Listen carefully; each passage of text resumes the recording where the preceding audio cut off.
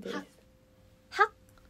학 여기 빨간 색깔 앞머리같이. 아 이거 학이에요? 학 이름이 학인데요. 안녕하세요. 스튜디오 샤의 라미 순돌, 구구, 제로. 해나입니다. 시험이 끝나고 이제 다들 생기부, 수시 관련해서 어떻게 하면 좋을지 이래도 되는지 싶으신 분들 지금 굉장히 많으실 텐데요. 그래서 저희가 이번에 여러분의 1일 멘토로서 수시에 도움을 드릴 수 있는 짜자잔! 생기부를 준비해봤습니다. 이번 영상은 학학이라는 입시 어플리케이션과 함께 하는데요. 학학기에 중고등학생 친구들이 많이 남겼던 고민들, 질문들 저희의 생기부로 답변해보도록 하겠습니다. 그럼 한번 바로 가보실까요?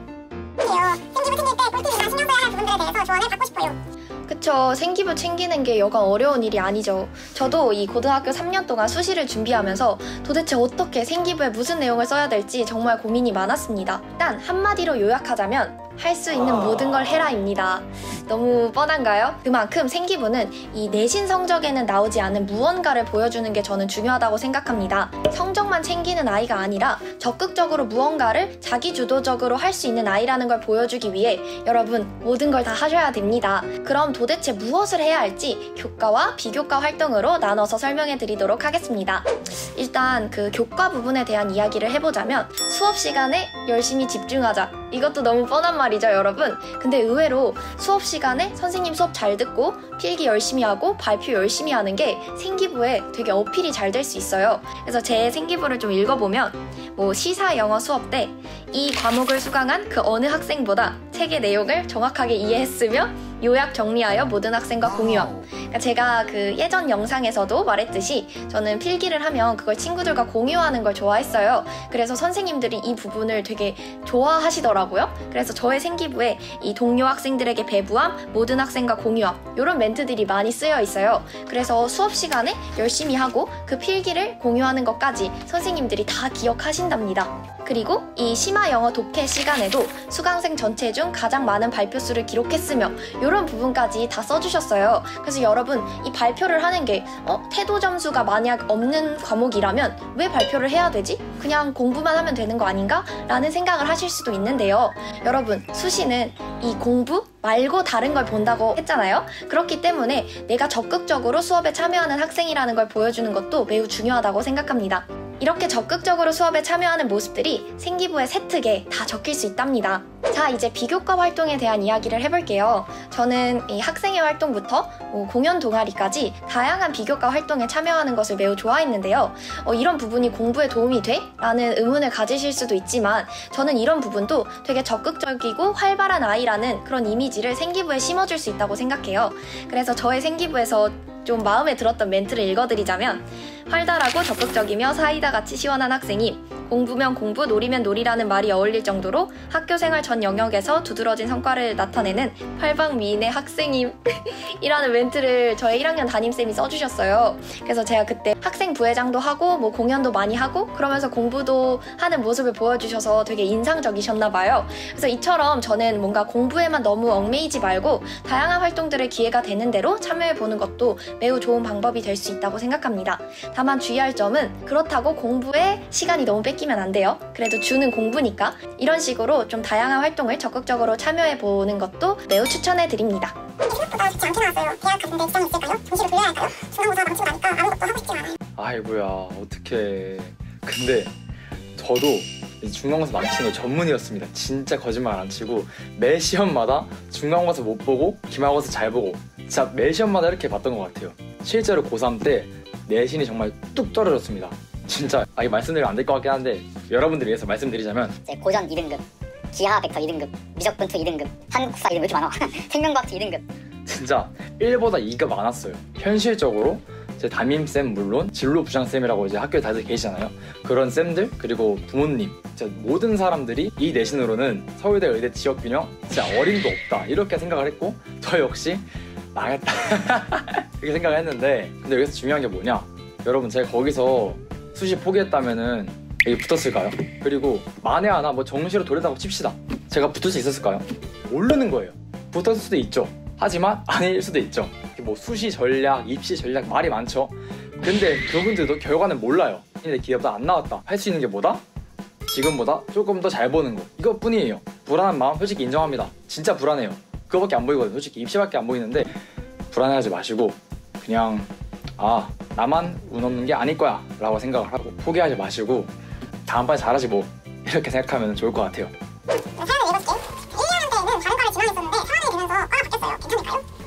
그니까 고등 시절 때 했던 활동들이랑 맞지 않는 과를 지원한다는 게 약간 부담스러운 친구군요. 그런데 걱정 그렇게 크게 안 하셔도 될 것 같아요. 일단 저 같은 경우는 1학년 진로희망란에 신소재공학자, 2학년 진로희망란에 신소재공학자, 3학년 진로희망란에 신소재공학자 써 있었습니다.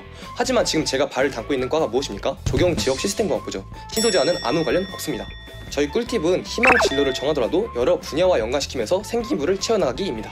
막연한 신소재에 대한 탐구보다는 약간 억지로라도 혹은 구체적으로 여러 분야와 신소재를 엮다 보니까 나중에 진로를 틀 때 굉장히 큰 도움이 되었던 것 같습니다. 건축과 신소재, 환경과 신소재, 혹은 생체보방 신소재 아니면 지구보방 신소재 등 다양한 분야와 신소재를 이렇게 엮다 보니까 나중에 선택권이 굉장히 많아졌어요. 첫 번째는 제가 동아리 활동에서 하는 건데요.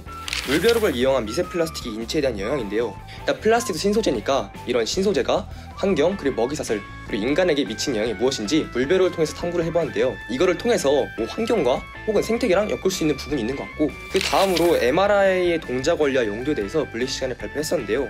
이것도 역시 원자핵공학과와 연관 지을 수 있는 포인트여서 원서 시즌에 발표하기 아주 잘했네 라는 생각이 들었습니다. 또 독서. 일단 좋은 책을 한번 선정하게 된다면 이 원서 시즌 때까지 아주 좋은 튼튼한 버팀목이 될 수 있을 겁니다.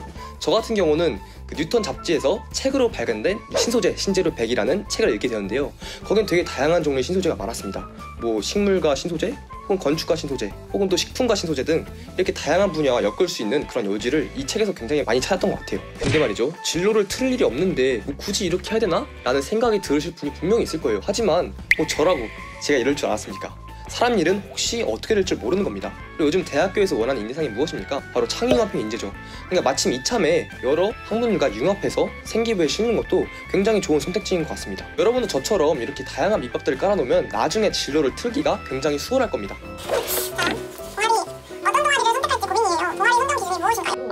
동아리 그쵸. 저도 동아리가 진짜 고민이 많았었어요. 저는 특히 진로가 고3 때 드디어 확정된 케이스라 고1, 2 때는 정말 방황을 많이 했었거든요.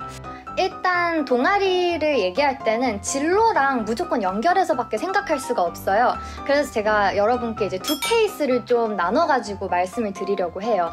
일단 첫 번째 케이스, 내가 진로가 불명확하다, 정확하지 않은 상태에서 동아리를 어떻게 내가 정할 수 있냐, 이게 또 고민인 친구들이 많을 거예요. 여러분 정말 진로가 꿈이 명확하지 않아도 괜찮아요. 대학교 와서도 이렇게 많이 변하는데 어떻게 고등학교 때 확실할 수 있겠어요.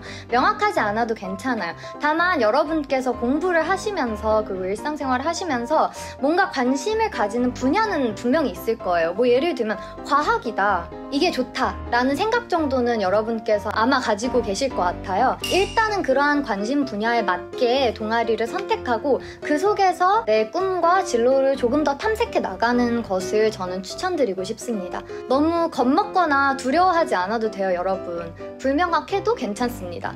동아리를 통해서 탐색해보세요. 두 번째 케이스는 여러분께서 정말 많이 고민하실 그런 케이스일 것 같아요. 내가 진로는 있어, 관심 분야도 있어. 근데 내가 원치 않는 동아리를 들어갔다. 아니면 뭔가 내 동아리 이름이 너무 뭔가 특별하지 않다. 이걸 어떻게 입학 사정관들에게 멋있게 보이게 할 수 있을지 모르겠다. 이런 생각들을 가지실 수 있을 것 같아요. 동아리의 이름은 전혀 중요하지 않아요. 그 동아리에서 내가 어떤 활동을 하냐가 100배, 1000배 더 중요합니다. 그래서 저 같은 경우에는 원치 않는 동아리를 들어갔던 적이 이제 고1 때 영미문화 읽기부를 들어갔어요. 영미문화 읽기부가 되게 포괄적이잖아요. 내용이 문화잖아요. 그래서 처음에 들어갔을 때 이게 이름도 뭔가 좀 딱 봤을 때 재미없을 것 같다. 입학사정관들이 100개를 볼 때 이 문화 읽기부가 무슨 재미가 있으실까, 이런 생각을 저도 좀 했던 것 같아요. 근데 사실 영미문화 읽기부 그 가로만 보시는 게 아니에요. 그 내용을 이제 보시기 시작하겠죠. 그래서 제가 이때 했던 건 뭐냐면 자율적으로 한국 전통 이야기와 영미 문화권의 전통 이야기 비교라는 주제를 가지고 시키지도 않는 발표를 했었어요. 그래서 이런 식으로 내 관심 분야, 저는 그때 한국학, 한국 전통에 관심이 많았기 때문에 그것과 이 영미 문화를 연결시킨 거죠. 이런 식으로 특별하지 않은 동아리 이름을 내가 특별하게 만드는 것, 내가 특별한 활동으로 이 동아리를 만드는 것이 정말 정말 중요한 것 같습니다. 체험 안 짧지만 읽어보도록 하겠습니다. 학급 분장이나 학생회를 꼭 해야 할까요? 일단 결론부터 말씀드리면 사실 꼭 해야 되는 건 아니에요. 하지만 해서 나쁠 건 없다. 저 같은 경우는 보시면 저는 중학교 때도 학생회장을 했고 지금 이렇게 고등학교 생기부를 보면 1학년 때 학급회장, 그다음에 1학년 2학기 전교학생 부회장, 2학기 때 1학기 전교학생 부회장, 그다음에 2학년 2학기 전교학생 회장, 그다음에 2학년 학급회장, 그다음에 2학년 때 동아리 부회장, 그다음에 모의회 사무총장, 동아리 회장 다 있었고요. 3학년 때도 학급회장, 3학년 1학기 학생회장. 이렇게 이제 뭐 할 수 있는 리더는 다 했다고 볼 수 있는 그런 모태 리더의 모습인데요. 제가 이런 활동을 많이 참여하기도 했고 이렇게 실제로 생기부에도 많이 나와 있다 보니까 아무래도 이제 제 리더십이나 이런 부분들에 대해서 입시 때 좀 좋게 평가해 주신 것 같기는 해요. 하지만 사실 대학에서 그냥 허술하게 그냥 생기부 이렇게 막 뭐 학급 회장, 부회장, 회장 막 이런 거 쭉 적혀 있다고 해서 뭐 이 친구는 리더십이 아주 뛰어나겠군 이렇게 평가하시지는 않았을 것 같아요. 그 말은 반대로 그 생기부에 이런 말들이 없다고 해서 뭐 이 친구는 리더십이 없군 막 이렇게 평가하시지도 않을 거란 말이죠.